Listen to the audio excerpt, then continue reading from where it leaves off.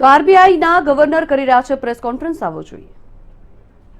You would have noticed that from time to time, almost every second day or third day, the Reserve Bank is coming out with certain announcements. Now, in this kind of environment, I thought it was necessary that I speak to a wider audience and convey the resolve of the Reserve Bank of India, our approach and how we are going forward. Today, I propose to make certain announcements, and the statement is a bit long, as I said last time, because I have tried to make it as self-explanatory as possible, and so that there is adequate clarity, and since we are not able to hold a press conference, the meaning and the details are conveyed to the maximum extent possible. So as I just said, everywhere, as also in India, the mission is to do whatever it takes to prevent the epidemiological curve from steepening any further. Human spirit is ignited by the resolve to overcome the pandemic. It is during our darkest moments that we must focus on the light. As Mahatma Gandhi said in his famous address at Kingsley Hall, London in October 1931, and I quote Mahatma Gandhi, "In the midst of death, life persists. In the midst of untruth, truth persists. In the midst of darkness, light persists." Before I begin, I wish to place on record our gratitude to all the functionaries and personnel in the government, the private sector, banks and other financial institutions who risk their lives on a daily basis by going to work or by working from home to fight the pandemic by keeping essential services fully operational. Our deepest appreciation goes out to doctors, healthcare and medical staff, police and law enforcement agencies who are at the front line. In the RBI, I would like to specially commend and thank our team of 150 officers, staff and service providers who are in quarantine, away from their families and are at work 24/7 to keep essential services such as currency in circulation, retail and wholesale payments and settlement systems, reserve management, financial markets, liquidity management, financial regulation and supervision, and a host of other services available so that the nation may survive COVID-19. Banks and financial institutions have risen to the occasion and have ensured normal functioning. Their efforts are praiseworthy. I would like to thank my colleagues in the Reserve Bank of India who set aside personal health concerns and joined me in fashioning the array of measures taken by the RBI in the context of COVID-19. I also thank our teams for their intellectual support, analytical work and logistical arrangements. I would first like to highlight or give our assessment of the current economic situation. Since March 27, 2020, when I spoke to you last, the macroeconomic and financial landscape has deteriorated precipitously in some areas, but light still shines through bravely in some others. On April 14, the IMF released its global growth projections, revealing that in 2020, global economy is expected to plunge into the worst recession since the Great Depression, far worse than what had happened during the global financial crisis. The IMF's economic counselor has named it the Great Lockdown, estimating the cumulative loss to global GDP over 2020 and 21 at around $9 trillion, which is greater than the economies of Japan and Germany combined. Within this downturn, the projections are replete with even sharper declines in output in various countries. India is among the handful of countries that is projected to cling on somewhat tenuously to positive growth at 1.9%.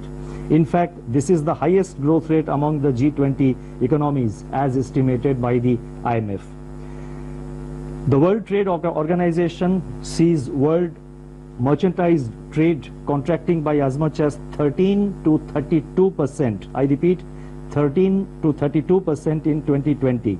Global financial markets remain volatile and emerging market economies are grappling with capital flow and volatile exchange rates. Crude oil prices remain in a state of flux despite the agreement on production cuts by OPEC plus countries. For 2021, the IMF projects sizable V-shaped recoveries, close to 9 percentage points for the global GDP.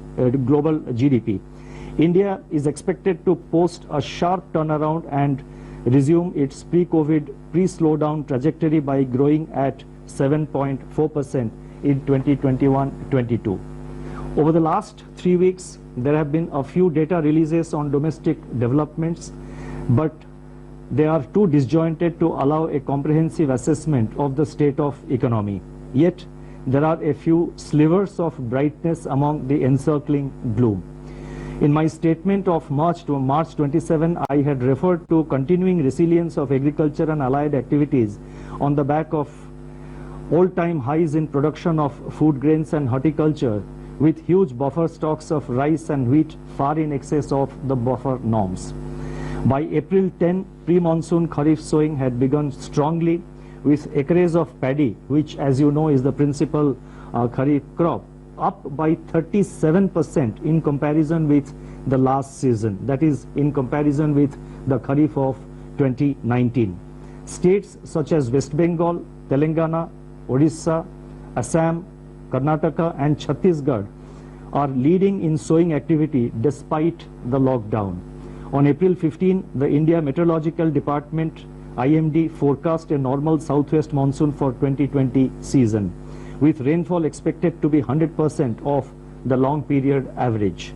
These are early developments and they bode well for our rural demand, supported as they are by accelerating fertilizer production, which was noticed up to February 2020. The robust growth of 21.3% in tractor sales up to February 2020 as against a contraction of 0.5% in the corresponding period of the previous year may provide an offset to farm labor shortage on account of the lockdown. In other production sectors, the situation is more somber. On April 9, the Index of Industrial Production for February was released, showing that industrial output accelerated to its highest rate in 7 months. The impact of COVID-19 is not yet captured in these prints. So therefore, there is no reason to get misled by the IIP data which was released up to February, because the impact of COVID-19 comes thereafter. More tellingly, however, the revival in electricity generation, a coincident indicator of demand that had commenced from January 2020, has been halted by a sharp fall in daily demand in the range of 25 to 30% after the lockdown announcement on March 25th. Automobile production and sales, port freight traffic declined sharply in March, as recently released data indicates. The Manufacturing Purchasing Managers Index, that is PMI, for March 2020, which was released on April 2, was the lowest in last 4 months. Notably, suppliers' delivery time lengthened for the first time in 5 months, indicating supply disruptions. The April 6 release showed that services PMI declined into contraction in March 2020, pulled down by a sharp downturn in export business, new domestic orders and employment.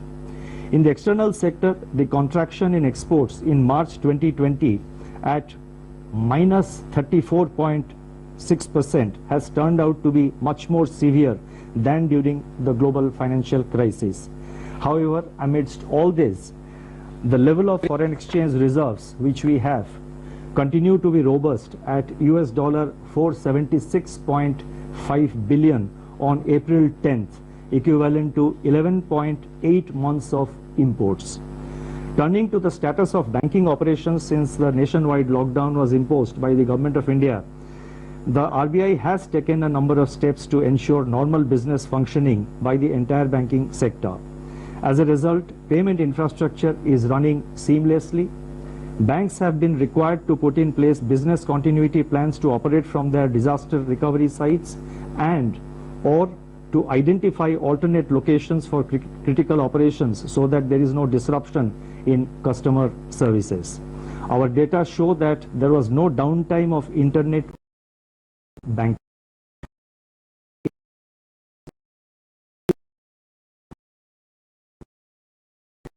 The average availability of business correspondents is over 80%.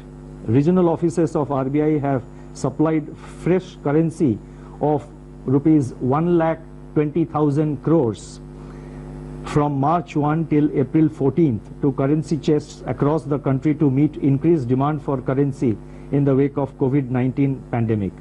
Banks have indeed risen to the occasion by refilling the ATMs regularly despite several logistical challenges.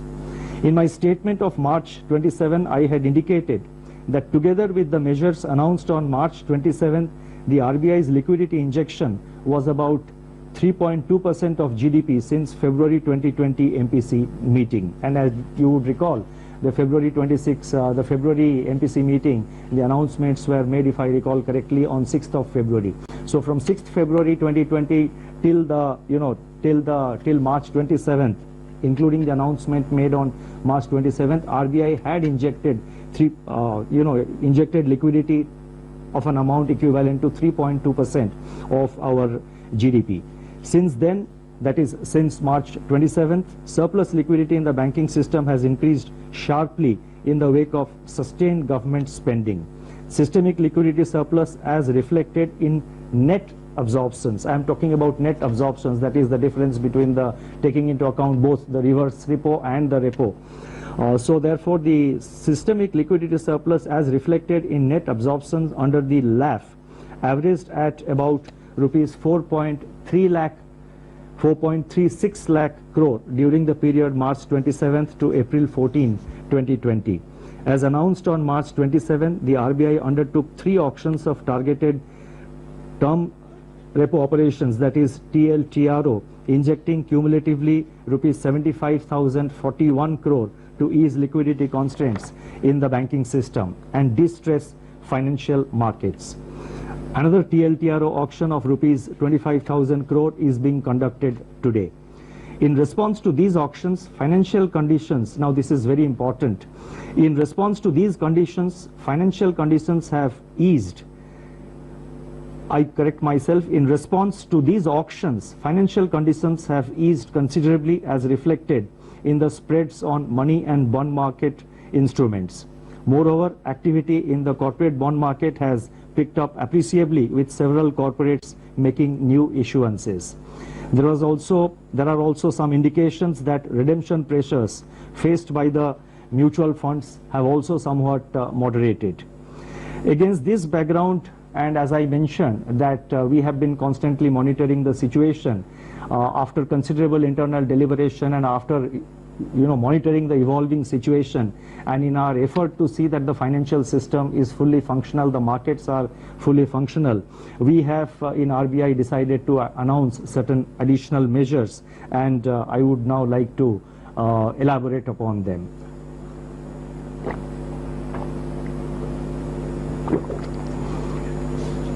Against this backdrop and based on our continuing assessment of the macroeconomic situation and financial market conditions, we propose to take further measures with the following objectives. 1. To maintain adequate liquidity in the system and its constituents in the face of COVID-19 related dislocations. 2. Facilitate and incentivize bank credit flows. 3. Ease the financial stress. And 4. Enable the formal functioning of markets.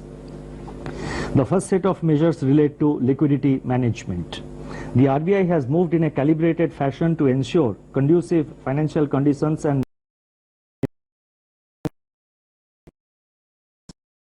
efforts to provide adequate system level liquidity are reflected in sizable net absorptions under the reverse repo operations. With this achieved, the RBI has undertaken measures to target liquidity provision to sectors and entities which are experiencing liquidity constraints and or hindrances to market access. That is, they have a difficulty in accessing the market and they have difficulty of having adequate liquidity with them. LTROs, that is long-term repo operations, which we have undertaken. So these were meant to ensure adequate liquidity at longer end of curve. Exemptions from the cash reserve ratio for equivalent incremental credit disbursed by banks as loans in certain select areas and targeted LTROs or TLTROs fall in this category. In this category or in this class and sector specific measures. It is observed that deployment of TLTRO funds so far has largely been to bonds issued by public sector entities and large corporates, especially in primary issuances. The disruptions caused by COVID-19 have, however, more severely impacted small and mid-sized corporates, including NBFCs and MFIs, in terms of their access to liquidity. So we have therefore decided to undertake what we call TLTRO operations 2, that is TLTRO 2.0. Accordingly, it has been decided to conduct targeted long-term repo operations TLTRO 2.0 for an aggregate amount of rupees 50,000 crore to begin with. Please mark my words, rupees 50,000 crore to begin with in tranches of appropriate sizes. Based on our assessment of the evolving situation and based on the pattern of utilization of this 50,000 crore by the market and in the market, it is always open for RBI to step up this amount beyond 50,000 crores as per requirement or as may be necessary to see that various segments of the market, various segments of the MFIs, the NBFCs and other institutions in terms of liquidity, they remain well lubricated. The funds availed by the banks under TLTRO 2.0 should be invested in investment grade bonds, commercial paper and non-convertible debentures of NBFCs with at least 50% of the total amount availed going to small and mid-sized NBFCs and MFIs. So therefore the emphasis will be to see that there is adequate flow to the mid-size and the small NBFCs as well as to the MFIs. The guidelines in this regard will spell out the relevant details.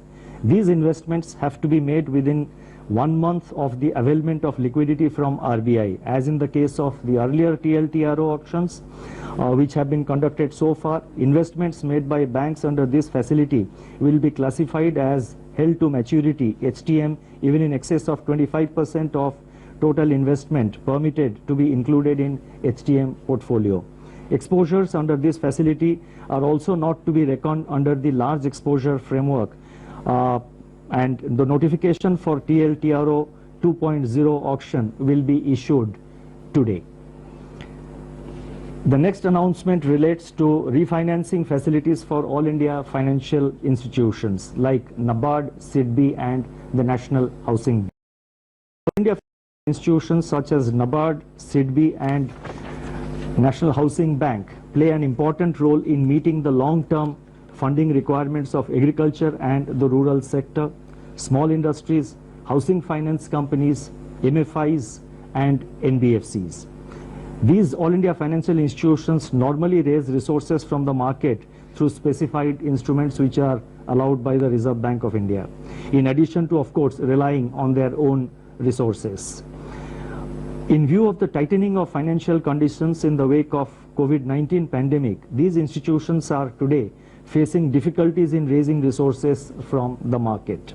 Accordingly, it has been decided to provide special refinance facilities for a total amount of rupees 50,000 crores to NABARD, SIDBI and NHB to enable them to meet sectoral credit needs. This will comprise of rupees 25,000 crore to NABARD for refinancing regional rural banks, that is RRBs and cooperative banks and microfinancial institutions. Rupees 15,000 crore will flow to SIDBI for on-lending and refinancing, and as you know, SIDBI will be lending this money to, by way of providing refinance to scheduled commercial banks as well as to other financial entities, NBFCs, MFIs, etc., who sanction loans to the MSME segment of the economy. And NHB will be allotted rupees 10,000 crore for supporting housing finance companies, HFCs. Now these amounts which I announced, that is totally 50,000 crore, of which 25,000 crore goes to NABARD, 15,000 crore goes to SIDBI, and 10,000 crore goes to NHB.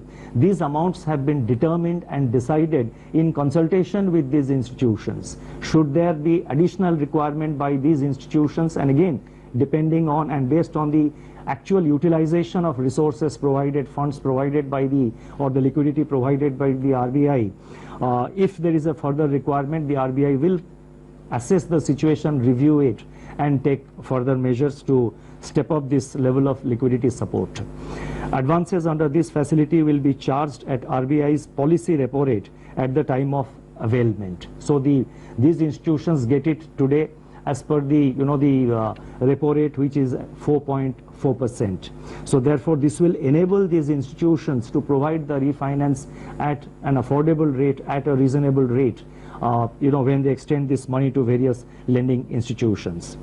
The next announcement, and this is very important, relates to the LAF, Liquidity Adjustment Facility, and this relates to fixed rate reverse repo rate. That is the reverse repo rate. As I have mentioned earlier, the surplus liquidity in the banking system has risen significantly in the wake of government spending and the various liquidity enhancing measures undertaken by the RBI. On April 15, the amount observed under reverse repo operations was 6.9 lakh crore. Earlier, what I had given about the system liquidity, that was net. That is the difference between the repo and the reverse repo. What I am now saying is one way of flow at the end of every day, how much flows from the system into the RBI through the reverse repo window.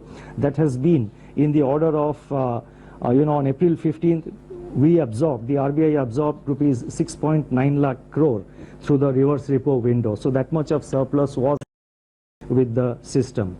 Now, in order to encourage the banks to deploy these surplus funds in investments and loans in productive sectors of the economy, it has been decided to reduce the fixed rate reverse repo rate under the liquidity adjustment facility by 25 basis points from 4% to 3.75% with immediate effect. So I repeat, the reverse repo rate is being reduced by 25 basis points from 4% to 3.75%. The policy repo rate, however, remains unchanged at 4.4% because that is a matter which is decided by the MPC, and also the marginal standing facility rate and bank rate, they also remain unchanged at 4.65%. The next announcement relates to ways and means advances for states. On 1st April 2020, RBI had announced an increase in the ways and means advances limit, WMA limit of states by 30%. It has now been decided to increase the WMA limit of states by 60%, by 60% over and above the level as on March 31st, 2020 to provide greater comfort to the states for undertaking COVID containment and mitigation efforts, and also to plan their market borrowing programs better. This we expect will help the states not to bunch up their borrowing program in the early part of the year, but to space it appropriately as per their requirement. The increased limit will be available, that is this increased limit of WMA up to by 60%. This facility will be available